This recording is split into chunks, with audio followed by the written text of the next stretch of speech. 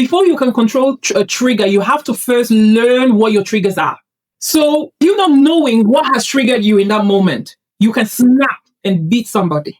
You can snap and act in a violent way. Maybe talking badly to your husband, talking badly to your wife. I remember under that pressure, because I'm not proud of it, but I remember there was a time where I went and got a knife in the kitchen and wanted to stab my husband. At that time, I'm not a pastor. I'm a pastor's mommy. There's a whole story behind me. We will get to that. Wow. Hello, everyone. Welcome to Immigrant Voices and Victories. And I'm so excited because it's a special Christmas episode. Every year, we host wonderful guests. We've been lucky since we started to have men and women of God come here, talk to us. And this year, well, we are hosting Pastor Deborah Seke Ushindi. I hope I've not murdered the name. She's a survivor. She's a pastor, a professional counselor, and a voice of healing for many. And this conversation, I must tell you, is for those who are hurting, those who feel silenced, and those who are searching for hope. And our prayer in this episode is to remind you that Jesus came for the brokenhearted, the wounded, the forgotten, and that healing is definitely possible. Or you just wanted to put a bit of some safety disclaimer in place. This episode discusses topics related to abuse and trauma. While the conversation is intended to bring hope, healing, and encouragement, it might be sensitive to some viewers. So if you are currently experiencing abuse or you feel unsafe, please know that help is available and you are not alone. We encourage you to seek immediate professional support or reach out to trusted local services.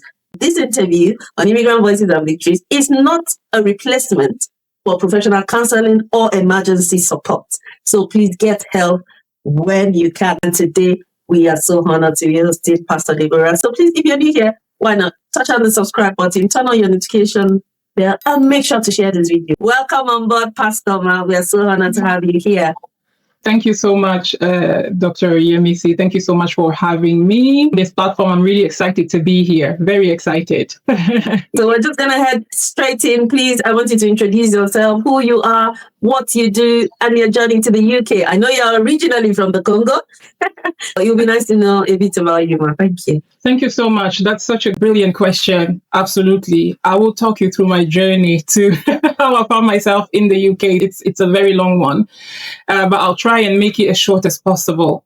So it all started with the dreams of my parents. They wanted to migrate to another country for a better life. As you said, I am originally from Democratic Republic of the Congo, a country where there is war. If anybody knows it, it's still happening. The genocide still happening up to now. And my parents wanted a safer place for myself and my sister. They wanted a peaceful place, hence why they decided to move to the Netherlands. And I can't tell you how old I was when we moved, because I was very young. All I remember is I remember the airplane. I remember the food I ate there because it made me sick. I remember my curly hair because they had to cut all my hair off because they said I wasn't doing very well with braids. Every time they put braids in my hair, I'll take it out throughout the night because it was hurting me. I remember my younger sister crying, not wanting to leave my aunties. Those are the small snippets of memories that I still have at that age. I think I was probably about 4. My sister is 2 years younger than me. So we ended up in the Netherlands as asylum seekers.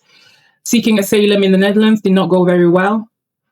They ended up telling us to leave eventually, but I'm sure we're going to go into that. And then eventually we came back, appealed, and got stay to remain in the country, became Dutch nationals. And then I got married, and here we are. We came to the United Kingdom with my husband. Wow, awesome. So, Ma, as an immigrant wife, woman, pastor, and counselor, what are some of, the emotional and personal challenges you faced while settling in the UK? So while settling in the UK, it was very rough. If I go back a little bit, let me just share a small story of the Bible with you. When Moses was born, there were male children being born, and there never were problems. But once Moses was born, suddenly a new law came into play where they said every male child must be killed. So with me, With everything that I try to do, I find difficulties happening first.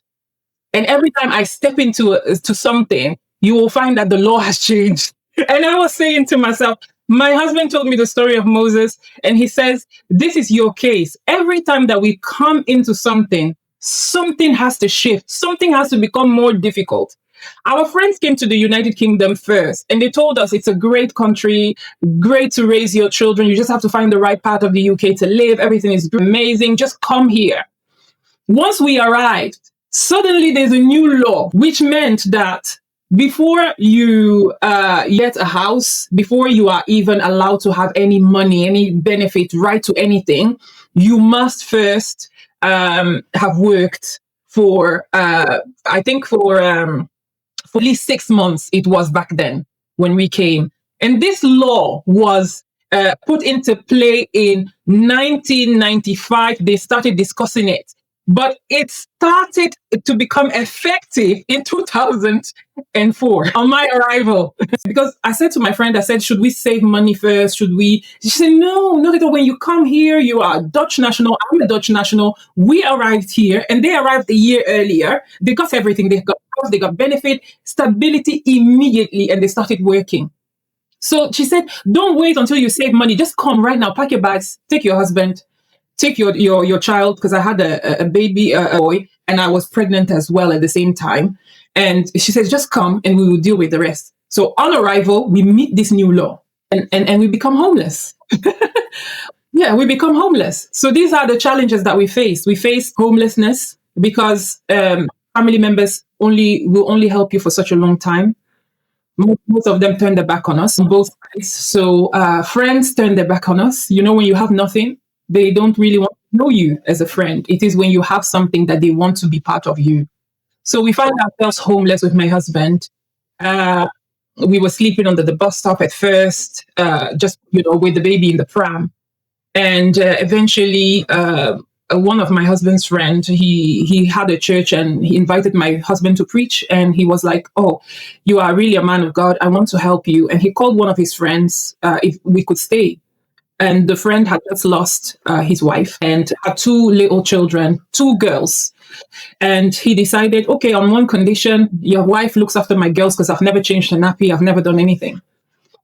So in regards to the challenges, financially, it was very difficult. I had to become the cleaner. I had to become the cook. I had to become the driver, taking the man of God to work and pick him up from work. With a newborn baby in the middle of winter, we know how it is. A newborn needs warm milk and things like that, needs warm water.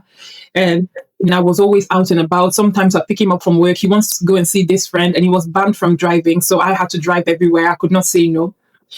So, because my husband wasn't driving at that time. So those are the challenges, instability.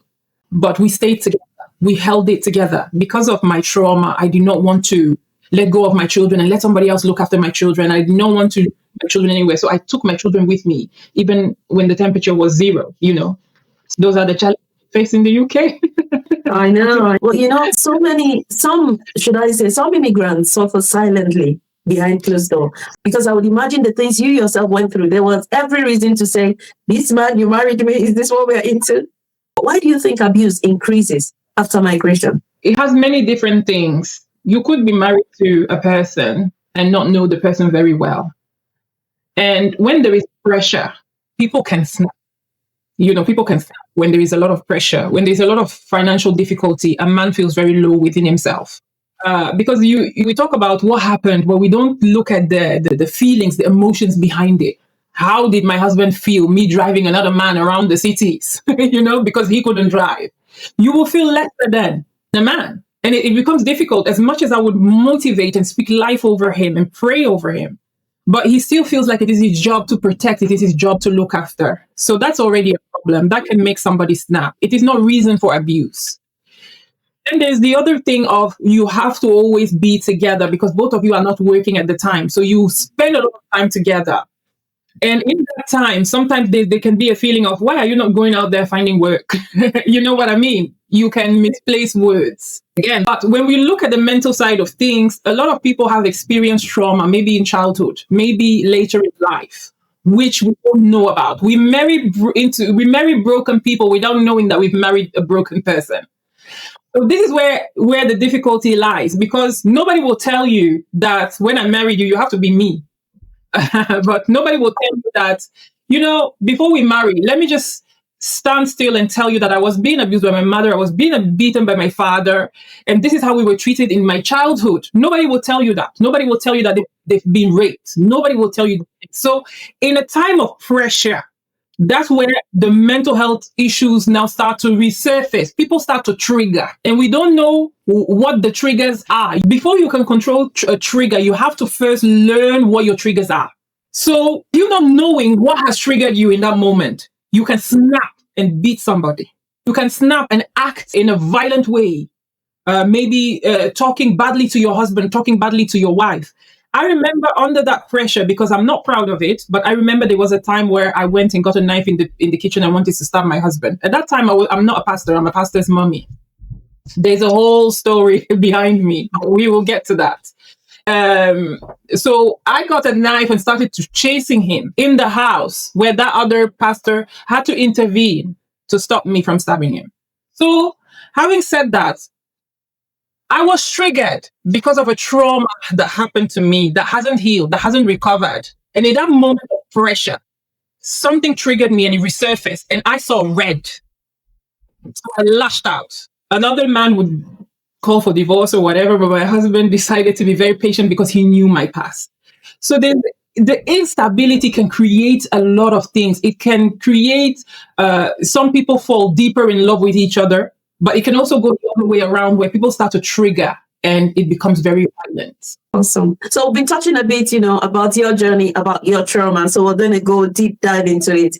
I know you are a child abuse survivor, and you have courageously shared your story in public in a way that feels safe and helpful to our viewers. Can you share some part of that journey? Yes. So if we go back a little bit, when I told you that we left a country of war, a country of difficulties, to come and find peace in another country. When they asked us to leave that particular country, we had nowhere to go. So we started sleeping in the car for a bit. My sister and I, both parents. And I was older. By then, I was like 8, 9 years old. So I could hear their conversations, their arguments, and everything else. And I was understanding the pressure that they were in. Because again, it all comes with instability. When there is instability, there's a lot of fighting. There's a lot of pressure. There's things that are being said that potentially you would not normally say to your wife or to your husband, but because of the pressure that you're dealing with in regard to being an asylum seeker, being in the car with your children. So my mom decided to take things into her own hands, and she ended up calling somebody in Africa for help. That person now decided to say, okay, I'll call somebody else in another country where you can go and live with. So that was done. I'll not mention the country. And we ended up going to live with that particular uncle of mine. He was very successful, somebody that I trusted, somebody that I was proud of. We've come into a compound where there's gates that will open for you. and then you have to drive to get to the house. See that kind of life, And when I was looking around and I'm seeing the house and everything else, and he lives alone, he's divorced. And I'm like, this is my role model. This is who I want to be when I grow up. So I looked up to him. First of all, the whole scenario just impressed me. And he gave us a part of the house where we could live in. He was living in the other part of the house. So technically, we did not have to see him at all. We could go through the day without seeing him. But eventually, my mom and dad, they decided they have to go back to the Netherlands because they have to appeal the case. We can't live paperless forever. Eventually, if they separate us, if they take us away from them and send them back, who will raise us and things like that. So my father already trained me at that moment in time. I was already like a little soldier to my dad because my dad trained me from a very young age. I was about 6, 7 years old when I used to take my sister to school and back. He will only leave the house and walk a few steps and stand there and say, now it's time for you to go. He called me little mommy in my language, which was mama. It means little mommy. And he said, little mommy, it's time for you now to be responsible. Because if anything happens to me or your mother, it is you that needs to be responsible for your younger sister. So from a very young age, I had the responsibility to look after her. She was my priority. Now, there was a lot of racism around because at that time there weren't many Black people in that area. And there was a lot of racism. So after school, coming back home, you will find that a lot of children will gather with belts, with anything that they can put their hands on to want to beat up. So now I'm having to train my younger sister to run. So I'm now saying to her, if they start to beat, I will not run. I will fight because my responsibility is to save you. But once I am fighting, I can't be looking after you. You need to disappear. Whenever they start coming, she starts running. And she's very fast. She drops everything and she starts running to get mom and dad. So it was quite a distance. So while she's running to get mom and dad with her little feet, it's taking time. I'm fighting for my life. By the time that they arrive, I'm bleeding. Everything has already happened. They've belted me. It was a terrible scenery. And my mom will just cry and scream and pick me up, take me home, take care of me for a few days until I feel better. And I start the journey again. And I used to say to my dad, like, they beat us. Why? My dad used to say, you have to be strong because if anything happens to me and your mom, you have nobody. There's nobody. There's just you. There's nobody. And so I now had to really develop that strength. So that used to happen. And when we got there to my uncle's place, I felt very safe. It was this safety that I felt. And I said, finally, we are safe. But my parents said, we have to go back to appeal. When they go back, they left me, but they took my younger one with them. I've never been able to answer that question as to why. When they left me, he'd climb into my bed. If I'm taking a shower, when I'm finished my shower, I'm about to open the door to leave the shower, he'll push me back in the shower. It started with, molestation, and it became something really dark. I just remember experiencing the kind of pain that I didn't want to experience at that age. I didn't know what it was. I didn't understand it. It didn't feel right, but it was happening to me. And then he would say to me, like, you can't tell anybody, because if you tell anybody, I would watch videos of the Congo in war, and I'll see people being killed. I'll see schools that look terrible. There's no tables, how the children are living. He says, this is where you go to be. So in order for you to be in this life you are living right now, have food on your table. Remember your parents, they are asylum seekers. They don't have paper. So I can send them to prison or I can send them back to the Congo. Now I'm remembering my father saying, if anything happens to me or your mom, there's only you. So he said, and I heard the fights of, if they send us back, what will happen? What will become of them? So all of that made me become silent. This is how I got quiet. I never spoke, never complained. You will never hear a noise from me. And when we visited friends, my mom's friends used to say to her, she's such a good girl. She's always quiet. She never speaks. I'll enter the room. From the moment that I have entered until I have left, you've never heard my voice. Not even when you ask my mom has to answer you. Because I was afraid that if I decide to open my mouth, my parents will go back to Congo or worse, in prison. So that's where it became really unsafe for me. And I remember, sometimes the neighbor would want to come a bit closer because there was another compound further down where she had a little girl and she knew of us there. So she wanted her little girl to play, either come and play with us or we go and play. So my uncle would let me go and play, but I had clear instructions not to speak while I'm there. So I'll go and play, and for that moment, I'm feeling safe, I'm feeling happy, I'm with friends, I'm with the family, But then when it's time to go back, it becomes harder. So now my parents now decided, okay, we've done the appeal, so we don't have to go back anymore. So I said, oh, thank God. It's either they'll find out what is happening here without me saying anything, or it will stop because now they are here.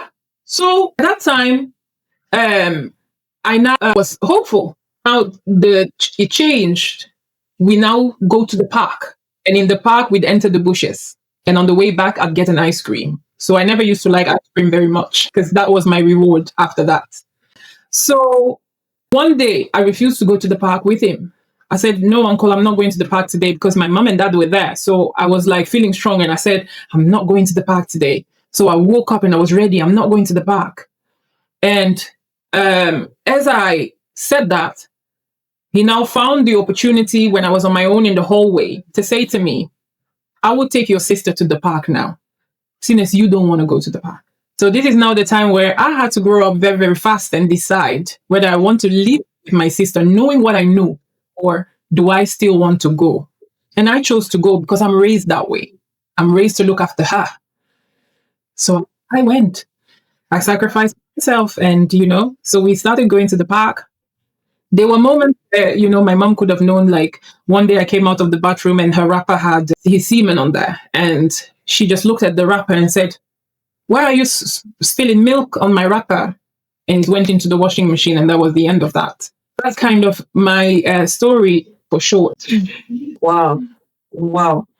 Lots. And, we can thank God for you enough, and, what you've gone through and how you survived and how you're now helping different women through the Inspired Women Foundation and so many other things. And I know as a professional counselor, you've also experienced a lot of people. And I really believe that this story and many other things we're going to talk about will really help some people break through. So what do you think are the emotional signs of abuse that people often ignore, especially in family and marriages? Okay, in a marriage, there's when you see someone being afraid all the time, being jumpy, like you could be next to somebody and you drop a spoon and immediately they jump, or you break something and they jump and they make a big deal out of it. Like one day I had a visitor and my plate fell out of my hand and it broke, and she started picking it up, and I'm like, "Why are you picking up the plate? Like, you hurt yourself. Let's, clean it, take it, properly, throw it in the bin and stuff like that." But she was using her bare hands, and she was doing it so fast with such a speed that she could cut herself, and she did, So immediately there, that's a red flag. The other thing is when you are in the presence of a couple and you see one of them being very withdrawn, whilst the other one is very strong and always attacking, or always having something to say, an opinion about the other person, or telling her to be quiet, those type of things. Being withdrawn is a red flag. Then there's other forms of abuse, because when we look at the emotional abuse, the red flags will be somebody being withdrawn, somebody being afraid, jumpy, isolation, to be socializing with anyone, always finding an excuse not to be socializing. I don't socialize. I don't normally talk to people, talk to people. Something has to be going on. There might not be an issue, but at least explore it, because that's a red flag there. At least explore it when you see something like that. Always making excuses for the treatment. For example, husband shouted at her, but she's still saying it's my fault. Those are other signs of emotional abuse. Then there's the physical signs, where you see the cuts, the bruises, somebody wanting to wear long sleeve jumpers all the time, even in the middle of summer, they're still wearing long sleeves. It might be okay. Some people, they can be very cold all the time, but at least try and explore it, because that in abuse is a red flag. Having a bruised eye, covering things with makeup all the time, always making excuses. I bumped into a door. I fell from the stairs. How many times do you fall from a stairs in 6 months? How many times do you have to attend A&E in 6 months? It gets mixed, because the system is not working very well. We don't document appropriately when we see things. Whilst if we decide, okay, I've seen this woman, she's been bruised, and we decide to do a proper body map, next time when she comes back in, we can flag it, Sometimes we're too lazy, like, okay, I'll just document that I've seen a bruise and she said she fell. When she comes back in, nobody's checking to find out what happened the last time.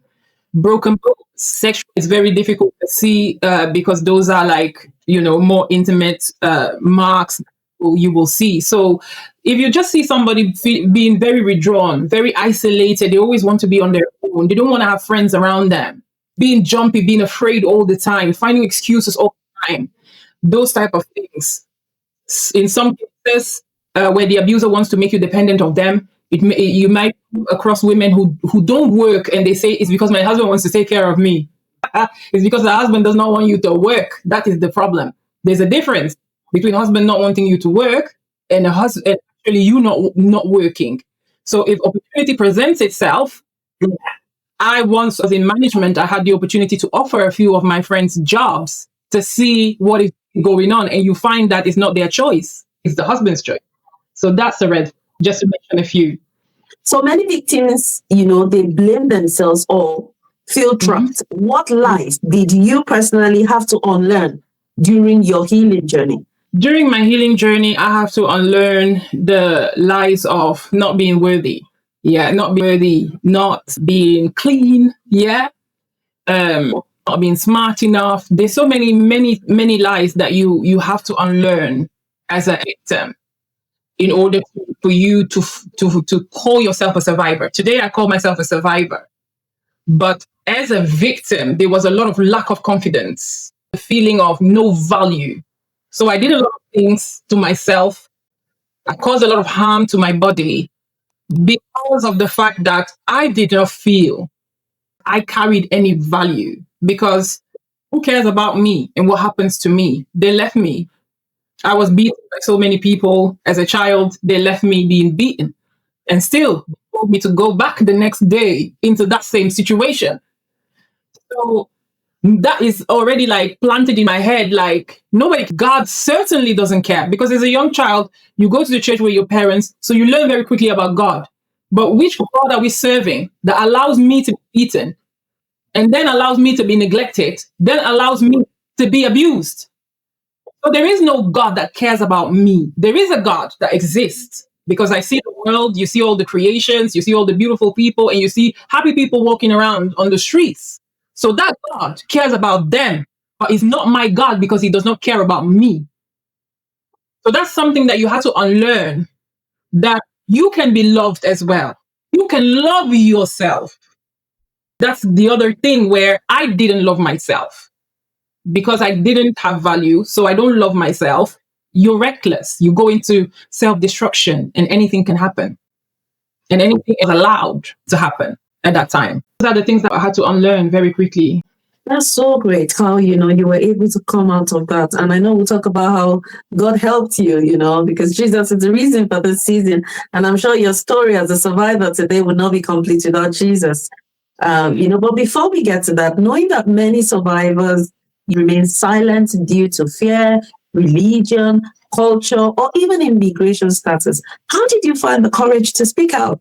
So it all started, during my time of study. I was still studying at the time. And one day, I was working in a hospital as a health professional here in the UK. I was hearing things from the other members of the team. They were swearing about that particular woman. She was a 20-year-old woman. It was a patient that we had received. And prior to that, I was already hearing voices of God telling me, you must speak, you must speak. And then I was like, no, I'm not speaking. Nobody wants to know about this, like anything, but this is too shameful. I don't even want to put my husband through other people knowing what happened to me. So, because, as a pastor's wife, you build this illusion where people don't see you as weak. People don't see you as unholy. You're falling out of the sky. Everything is beautiful in your life. Everything is perfect, And a lot of my colleagues who are in the ministry, when I listen to their testimony, nothing is wrong. They don't have a stain on them. Like nothing has ever happened to them. They married virgins and suddenly they started speaking in tongues, praying to God. And for the next thing, they were in ministry. So now my story being different to them, no way, I can't. How will I be able to even mingle with them? So I always used to push that, back. And I said, if anybody needs to come out of captivity, it's not my responsibility. I said to God, let it be somebody else that will get them out. I don't want to be the one this time around. And as I was in that hospital, I felt sorry for the girl. Because first of all, she's a young, pretty lady. She was, I think, from the Asian side. And she had cut herself so deeply where she needed skin grafts, she needed surgery. And everybody was just against her. How could she do that? How can she cut herself? How can she do all these things to herself? And I have already studied counseling and all of that. And I know the fact that there is always a reason. When there is pain, there must be something underneath the pain. Something caused the pain. Somebody will not just go into pain. Even if you're having chest pains or headaches, the doctor will say, okay, what is the onset of the pain? What site is it? What is the character? How did the pain came about? They want to investigate the entire pain. But we don't investigate. We just want to say, she's in, why is she doing this? She's just being annoying. She wants attention. So then I started praying for the next few days. because the surgery was pushed way back. We had too many emergencies. I started praying for a few days and I said, God, give me the strength, give me the courage. I'm only going to do this once and once only. And I walked onto the ward that day. I went in, closed the curtains, and I said to her, I'm only going to do this once with you. I'm going to tell you something. And if you tell other people, that is your choice. But I've spoken to God, and God has asked me to tell you this. And I don't know the reason why I'm telling you, but I'm just going to tell you. So she said, yes. So I sat down and I told her my story from the beginning until end. And I told her every gruesome detail as if I knew her. And this is something that I've never met before, and I've never shared my story. So I tell her all that. When I finish telling her, the next minute I see crying. The next minute she's telling me everything. How her father started by molesting her and then went into raping her. And it lasted for years. It started properly from the age of 9, and she's now 20 and it's still going. She's had enough of life. She wanted to die that day that she cut herself. But for some reason, she keeps surviving all the cuts. And she showed me the arms. She showed me the body. And she like her skin wasn't, the skin did not look well at all because, she had cut so many times. And she said, every time I cut so deeply with so much hate. I want to die. But for some reason, something's keeping me alive. So now I knew the cause. So I had something to work with. So prior to that, I had already prepared and made my counseling. I created this pathway, called the pathway to restoration from abuse. And it is a Jesus-centered model that I created, that I wrote. Like other people, they'll use the Egan model and all that. Well, I did my own thing. And that's, was my first client. And we had sessions up until this day. She calls me, she texts me and she says, Mom, it's been so long since I self-harmed. I think this was about 2016. And that was the beginning and I never stopped. Wow. That is so awesome. Sometimes when the Holy Spirit prompts us to do things, you just think, okay, I'll get this done and that is it. But that was just the beginning for you. And that is how you got connected, met at OFNC where you were sharing your story and during the women's conference 3 years ago. And this is how far God has brought you. Awesome, Pastor. But so where did Jesus meet you in your own pain? And how did your relationship with him change your healing journey? Thank you very much for that. That's a very powerful question there. So I will walk you through it and walk our audience through it as well by the grace of God. So at this point in my life, I'm married. We are living in the UK. We have stability. We have our little house. Everything is great. We live in a little village. I'm loving life. And I had my youngest baby as well. And they started going to nursery. The other one was going to school. And something triggered me. Like I said, I'm now a pastor mommy, so I should know better. People ask me these questions all the time. Like, you're already a pastor mommy at that point. Why did you still try and kill yourself back then? And yes, I was already a pastor mommy and I was an intercessor. I was singing in church and all these things, but I did not know my triggers. You need to know your demons that you are fighting with very well, better than they know you. You see, the devil, he knows us. He knows us so well, and he knows the word of God better than most Christians. This is what most Christians don't understand. We don't want an intimate relationship with God. We don't want to know God in depth, but the devil knows him in depth. And the devil knows the type of demon he has planted in your life to destroy you. You just don't know. And sometimes those demons can sleep because you are very hardworking. I had a job. I'm traveling up and down, studying. I'm a mother. I'm a pastor's wife, busy with church, busy with so many things in my life at that moment in time. I don't have time to think. I don't have time to think about the past or have any flashback or whatever. I'm too busy. But there was a day where something happened and it triggered me. And from that day, I could walk on a flat surface and become very breathless. And I'm like, why am I feeling so breathless? Is it because I'm fat? Hey, I wasn't fat. I was 95 kilos at that point. I had a baby, yes, but I wasn't. I even went crying to my GP, telling my GP, who's at that moment heavier and bigger than me, how terrible my life is because I'm carrying all this weight on me. And she looks at me and I'm smaller than her. So now when I leave the room because she couldn't help me, I'm feeling worse because I feel like I've upset her with my superficial way of thinking. So the breathlessness continued, the low moods continued. And one day I woke up and I said, this is it. I'm going to end my life. When I said that, that moment that I spoke, the words have power. And sometimes we never understand how powerful our words can be. And the enemy is right there to just catch what you said. And you might not know what you said at that moment and how powerful it can be. You know, like for a mother, for example, telling your child, you're stupid, you're stupid, you're stupid. What do you think is going to happen to that child's future? You have just raised a stupid child because you invested that in the child. It's there. So that was just a bracket that I've opened. Going back to my story, I didn't know my triggers. I did not know. I called them demons, but I did not know them. I did not know they're still active in me. So I spoke words that I shouldn't have. I woke up and I said, I want to die. And I had 3 children, little ones. And when I said that, I felt peace, inner peace. The type of peace that I've never experienced before. It was so good, so good. And so I made the decision.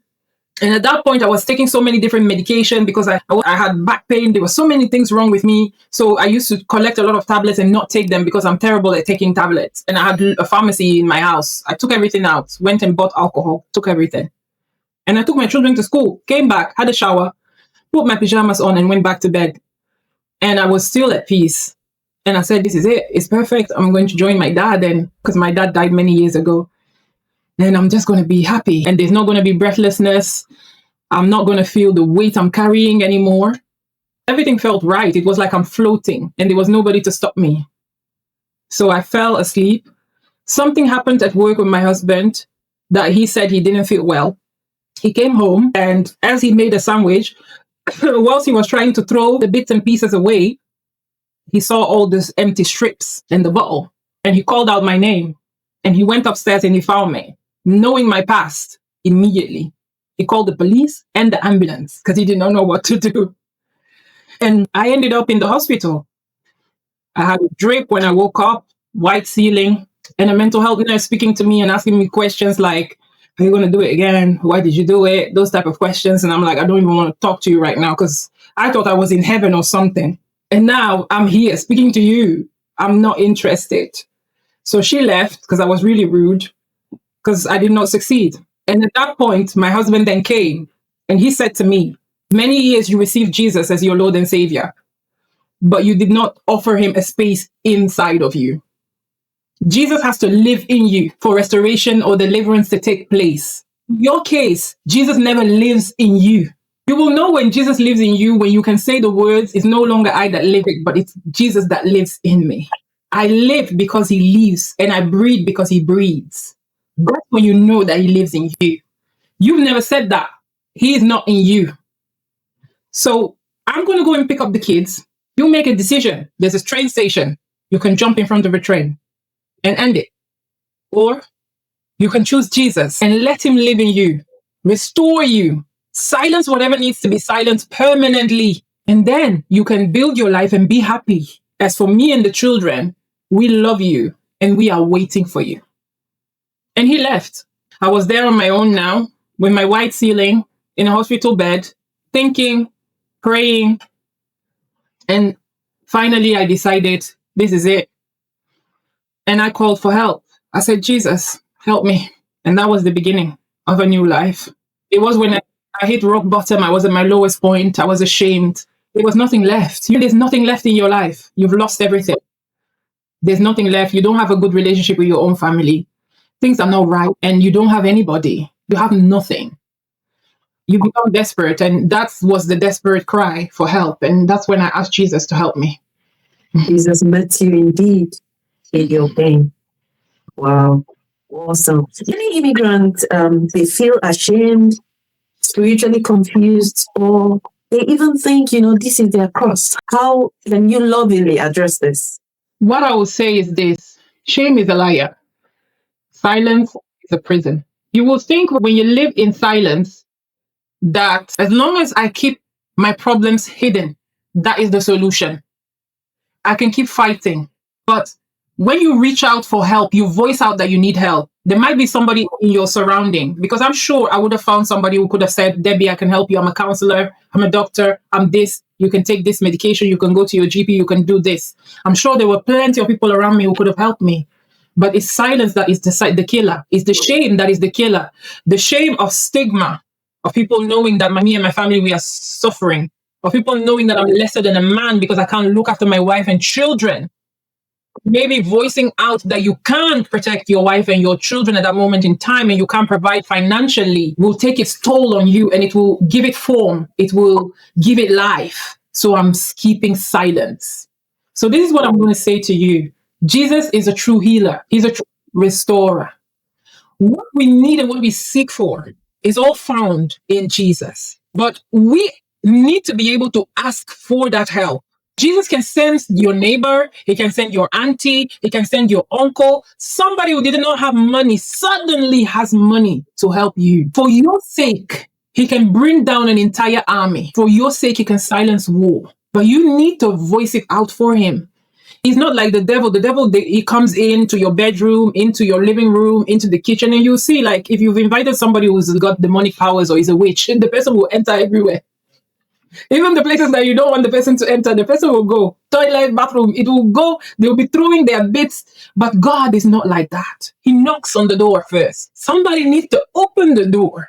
The Bible says he's knocking on your door, but somebody needs to have the strength and the courage to open. When you open, that's the start of a conversation. You've given him permission to enter into your hallway, but have you given him permission to enter into your living room, into your kitchen, into your bathroom? And you need to invite him everywhere. Just like in your life, invite him into all aspects in your life. The financial side of your life, the paperless side of your life, let Jesus enter there. Even in this time where COS becomes difficult, God can make it in such a way that you get to know somebody who knows a place where you can get the stability you need. But you need to believe first. You need to seek him first. He can rewrite your story with hope instead of pain. He can help you walk without fear, which means you're no longer living in hiding. It means becoming everything the enemy tried to destroy in you because of traveling from one country to another country. Your child gets abused. How many times have I not heard of that? How painful is that not as a mother, as a father? Because you left your child at a nursery or at an uncle's house, that child now gets abused. Do you know how painful that is as a mother? But if you invite Jesus in, he guides your steps. He came to set the captives free, and you will be free indeed. But let's invite him into our problems. Let him carry the burden. The Bible says, bring all your burdens unto me. Then in return, he will give you his yoke, which is gentle, which is kindness, which is peace. So ask for that supernatural peace. That's what I will say to them. Life is hard. I've had a hard life. I'm not going to say to you it's easy because you know Jesus. I knew Jesus, but I had to go through whatever I had to go through. But in every step, God guided me, and he always sent the helper, even when I didn't know him. When I go, this is in one of my books. When I go back a little bit, you find that I missed being trafficked when I was 16 years old. And not being trafficked is because two women stepped in who were prostitutes to tell me, no, this is not the place to be. Get out of here before something really happens to you. So there was always something preventing me from dying, something preventing me from being fully destroyed. Something was always there. So this is me telling you, if you're an asylum seeker, if you're looking for COS, God is always there. And he will send the helpers that you need. That's so great. So if someone is watching you today, they feel broken, they feel fearful, or they are stuck in an abusive situation, what would be the first step you would encourage them to take? Talk to somebody. Working with women who have been abused domestically. I work with pastors, deaconesses, evangelists, doctors in the Bible, women who challenge me in ministry as well. Like, you preach with a woman and you think like, wow, this revelation had to come from God alone, but they are being abused. Presently in the Congo, we are dealing with a massive story of one of our worshippers who has just stepped out of an abusive relationship. We've heard the story of Osinachi, who didn't survive and became a statistic. So that tells you that in our midst, in our churches, within the body of Christ, it is happening. It is there in the worst ways. So talk to somebody first.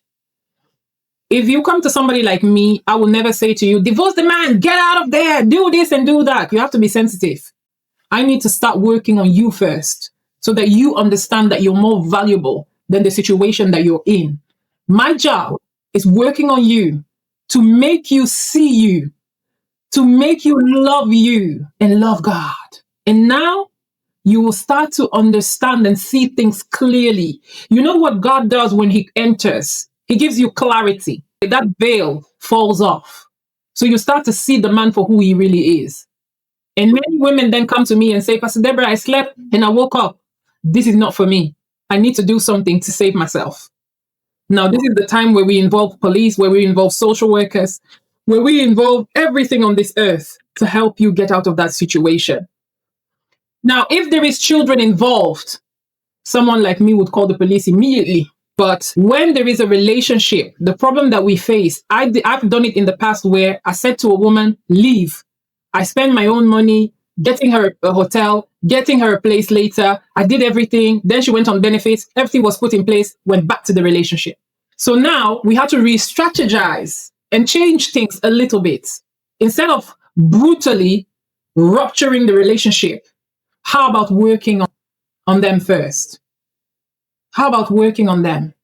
And in many cases, when you speak to the husband, you will find that he didn't know as a child of God what he was doing. He didn't understand because it's how I've been raised. I've been raised to beat women. I've seen my father do it for 50 years and my mom never died. It's the unfortunate case where they beat them wrongly where they die. But many have survived in those relationships for 50, 20 years and they're still surviving, teaching their children that it's okay for a woman to be beaten and it's okay for a man to beat on a woman. So you have to be sensitive. Your approach had to change. So when there is no children involved, we approach things a little bit differently, depending on the situation.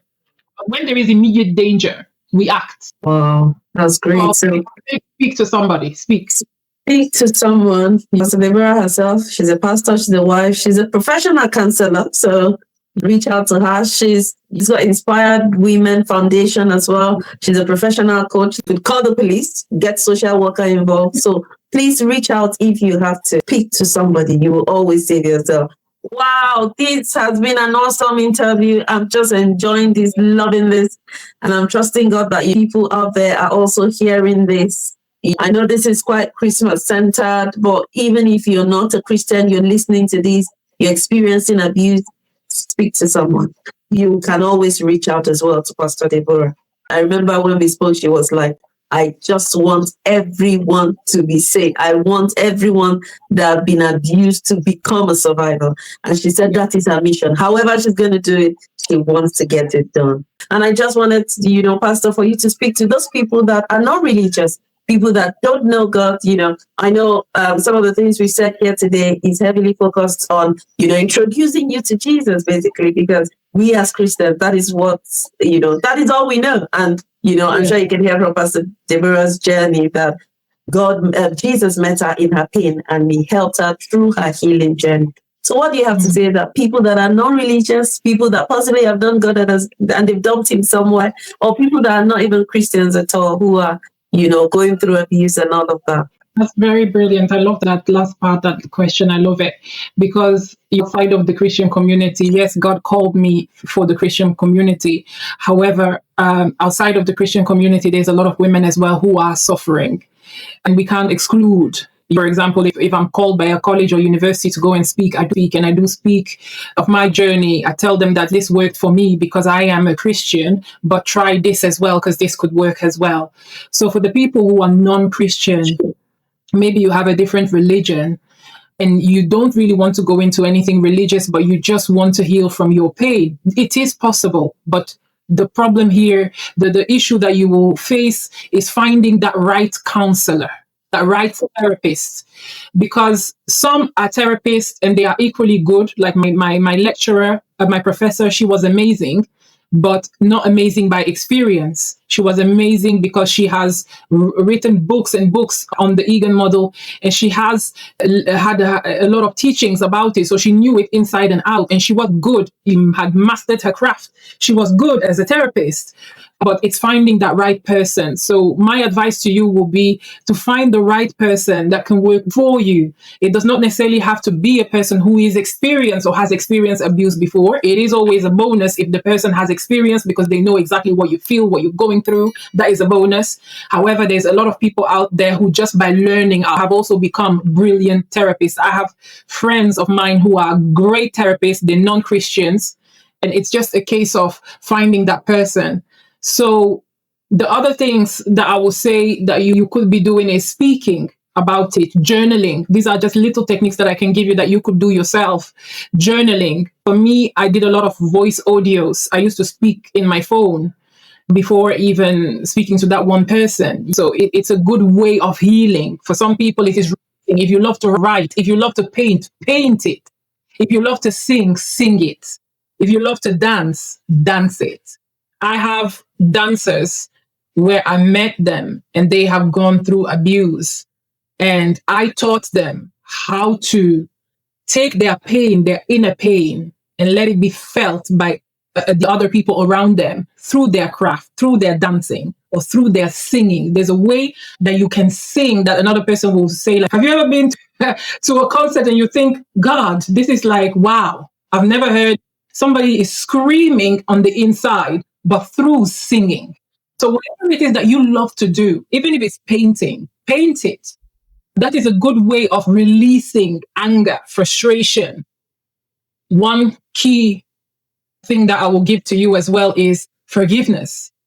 Even if you're not a religious person, if you don't forgive, you can't let go. And if you don't let go, you become bitter, because that's what a grudge will do. A grudge, if you hold on to a grudge, because we call it control. It's to control something. You don't want to let go of the abuser, because if I let him go, he will be free, he'll be happy. But you are holding on to somebody, but you are holding on to yourself. And you are destroying yourself, your inner man.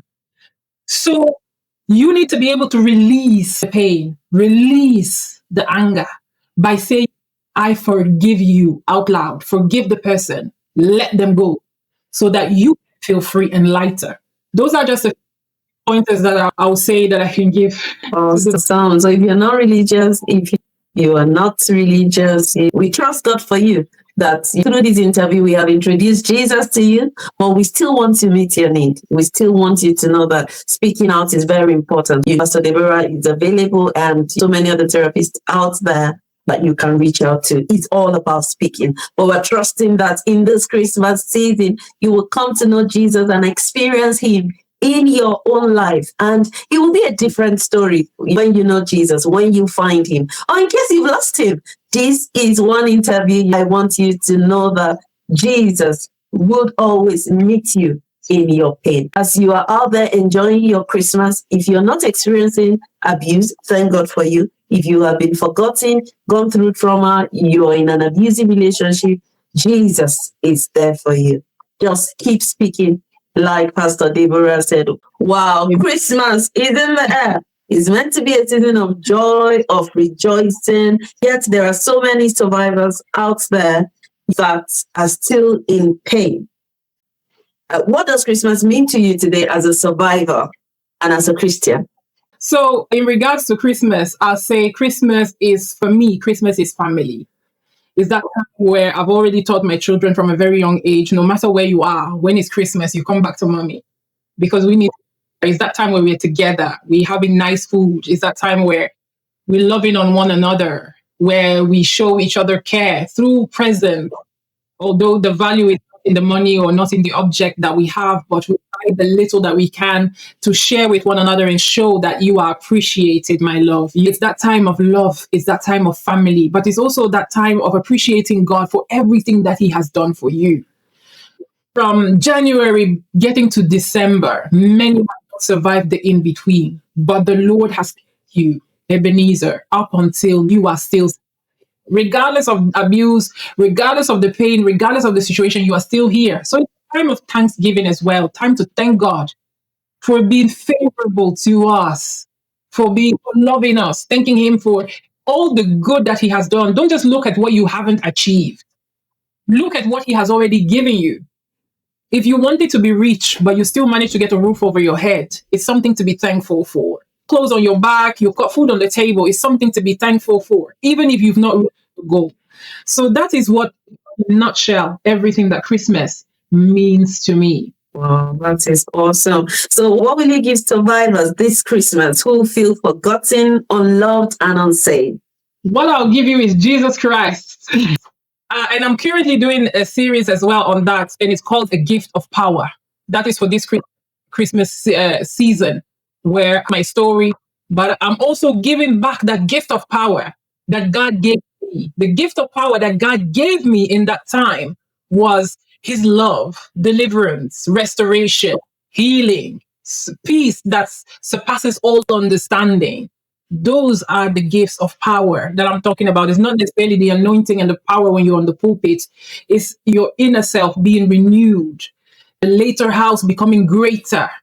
In Haggai 2, verse 9, where the later house becomes greater than the former house, not remembering the former things, but the renewal of the mind that God has done. So all of that is a gift of power. And that is what I'm giving back to you. And in the gift of power, I'm also showing you that you have dignity, you have respect. A woman in home, a woman in marriage must be treated in a dignified manner, must be respected, as well as you will respect your partner and treat it in a dignified manner. Abuse is not dignity. Abuse is not respect. It's all about survival. So love yourself. The gift that I will give you today is Jesus, because when I'm speaking of Jesus, I see self-love in there. I see dignity, respect. I see a mirror. When you look into it, it tells you how beautiful, how powerful, how worthy, how valued you are to the society. It tells you that victim is not your name. By knowing him, you can become a survivor. So that's my gift to you. Wow, love it. The gift of Jesus is everything, and I love it. The gift of Jesus is self-love. And if you have Jesus as you reach out to people, speak out, all the nuggets that Pastor Deborah has given in this interview. Indeed, the gift of Jesus delivers, it says, and that is why you're sharing that love of Jesus in this interview, that if you're in pain, you're in any abusive relationship, or you're hurtful, or you feel forgotten, we bring you Jesus in this season. I know it's Christmas season, but we just wanted to reach out to people that are in pain, that are forgotten, that are feeling abused in the season of Jesus, where we're just thankful for Jesus, and we wanted to reach out to those people. So please make sure to share this interview with as many people as you can. You just never know who might need these words. And as we round up this interview, Pastor Deborah is preparing for 2 books next year. And I just want her to share little snippets and what God has placed in her heart for this generation through those books. Amen. Thank you so much. Thank you so much for the opportunity. I'm so grateful to be here on this platform with you. I'm grateful for your audience, everybody watching us from your home. Yeah, again, share and comment to help this video travel. In terms of my books, God, you put this into me years ago, and I started writing exactly 5 years ago. And I was writing in bits because memories are not easy. It came with healing, and at every step, whenever I felt too vulnerable, I had to stop and deal with that particular vulnerability. Hence why one book is Healed by Grace. That is my story, where I share my whole story. Up to the point where I got married. And there is a little bit about maybe one chapter in regards to motherhood in there as well, and how it made me feel as a victim of abuse. Next to it comes the Survivor's Guide. And the reason for the Survivor's Guide is, as I was writing my book, I started to discover more and more triggers. Every time that I triggered, I had to stop, deal with the trigger, understand, why am I feeling this way? What is going on? What has entered this place now? We're not supposed to be doing this. We have Jesus. We have everything. What is going on? So I had to deal. But before I deal with it, I had to understand what it was that triggered me first. What did I do? So I had to take some steps back, understand it, give it a name, and pray about it, and ask Jesus to help me control it and get better from it. So because of that, I said it cannot just have a book, because it might be that somebody also, having been a victim, reading the book, and it might trigger them as well. So what do they do after they've been triggered? So that's why you have a survivor's guide that tells you step by step about the triggers, how to overcome certain things. When you feel this way, how can you feel a little bit better? What techniques you can use in counseling. So it's very much, it's Christocentric, but there is a lot of psychology in there. There's a lot of counseling in there as well, because I've used techniques like grounding techniques, which I use myself. Sometimes I do a lot of this when I'm preaching, and people don't notice why I do this. It's me holding myself and saying I'm safe. These are grounding techniques that I've learned. To another person, it might just holding the table. To another person, it will be a case of drinking water or laughing. So there's a lot of techniques in there. And then next to that, God revealed to me as well that it is happening in our midst. The abuse is not outside of the body of Christ. The abuse is now in the body of Christ. I have been, because I can never mention names until the day I die. I will die with these secrets. But I have seen women pastors who came to me because they are being violently abused and raped by their husbands, but they don't call it rape because they felt like, I'm married, he paid my dowry, so why is it rape? Well, then I had to make them understand that anything that's not consensual is something that has been taken, something that is rough, something that is painful, that you're not comfortable with, is not okay.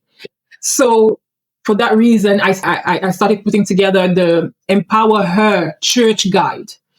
It would have made it free, but unfortunately, there will be a small fee to the church guide because it had to be printed, it had to be published, it had to be edited to perfect it. So in there, there's a lot of exercises, again, a lot of reflections in terms of how leaders should act. For example, if a child comes to you as a pastor and says, I am being abused by both my parents, and those are your members in church, what do you do?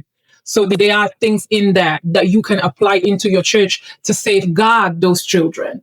And if a woman comes to you and says, I'm currently being beaten by my husband, I am in ministry, I'm a minister of God, I'm still preaching the word of God, I still stand in front of a church, how do you deal with that? How do you help that person?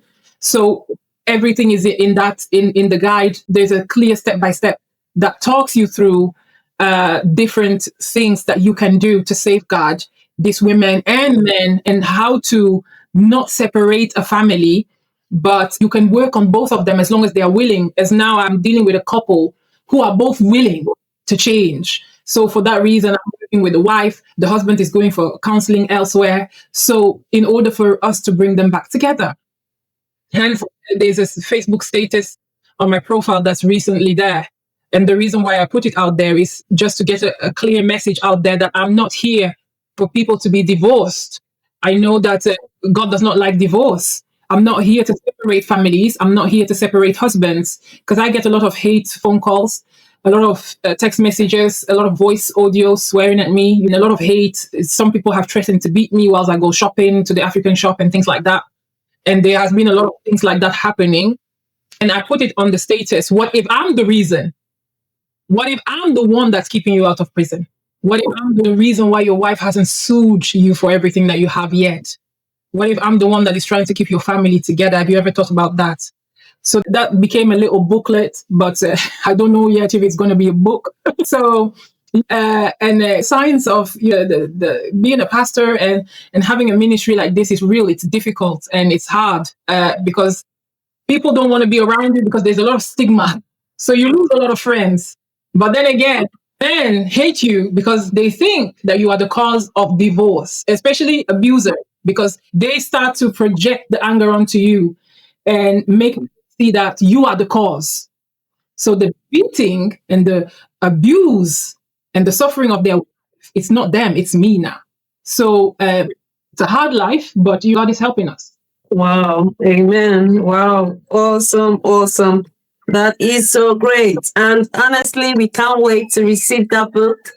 By God's grace, we're going to be sharing it here. We're going to be taking it out there to as many people as it can reach. And by God's grace, we're going to even buy and do some freebies on this channel.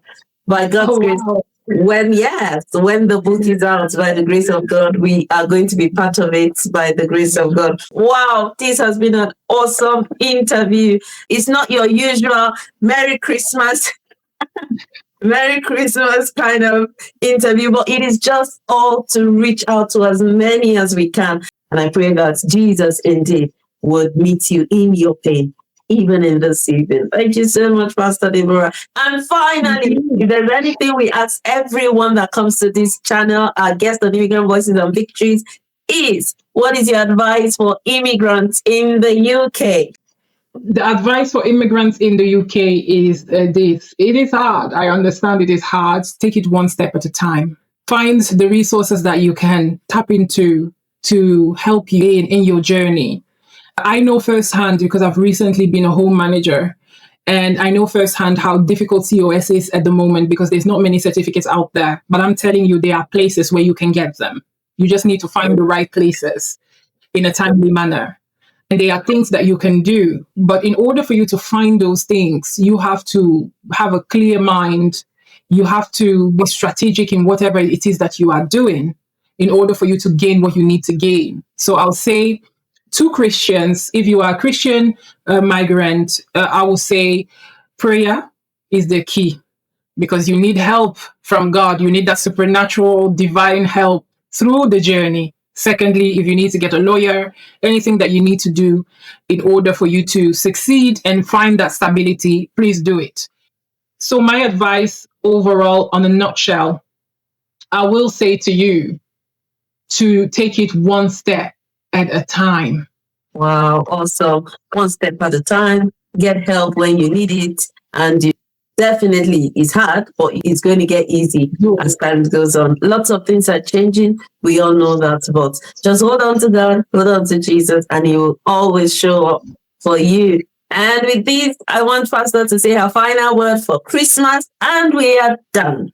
Final word for Christmas will just be Merry Christmas to everyone. Stay safe. Take care of yourself. Thank God for life. Thank God for your families. What you have at the minute, even though you haven't reached your goal before January, just know that God has been with you throughout the journey within 2025. And the fact that you are still here watching us today means that you have survived all kinds of things, all kinds of difficulties, and you haven't done it alone. You have done it because there is a God. So be prayerful. Thank God for everything that you have done. Keep your family safe. Keep your family together. Love each other. Marriage is about love. Marriage is not to be endured. Marriage is to be enjoyed. Enjoy each other and enjoy the journey of being married. It's not a battlefield. So please, Merry Christmas to you with lots of love from God. Wow. Merry Christmas to you. Thank you so much, Pastor Deborah. Thank you so much for coming up on the Immigrant Voices and Victories Christmas special. Our Christmas special, as I am a Christian by the grace of God, and it's something I'm so proud of. No matter what I talk about all through the year, Christmas, we always come down and it's always introducing Jesus to you, because Christmas to us, to me, as a Christian, to us as Christians, it's not about Santa. It's not about the tree right behind me. It's not about, chocolate. It's not about everything you see. It's not about costumes, but it is about Jesus. He is the reason for the season. And in this interview, it was all about Jesus meeting you in your pain. And, we trust God that you will come to know Jesus. And we will see you next year again in our Christmas special. And please, before we go, please go and follow Pastor Deborah. She's on all social media platforms. Every day she drops a word. I'm telling you, I don't know how she keeps up. I'm trying to keep up with her, but you will know that she's a woman on a mission. The Inspired Women Foundation, they're on Facebook, they're on Instagram, and they do lots of things. But go and follow her on all social media platforms and reach out to her. Send me an email if you can't get through to her. Honestly, she has the heart for God to, be able to tell that people experience Jesus through her books, through her administration. God bless you. Stay connected and, keep doing Jesus. Just keep doing Jesus all through the year. Until I see you again, I pray that you have more testimonies, and Jesus indeed is the reason for the season. Thank you so much, Pastor. Merry Christmas, everyone. God bless you. No limits. Thank you. Like, share, and subscribe to this channel.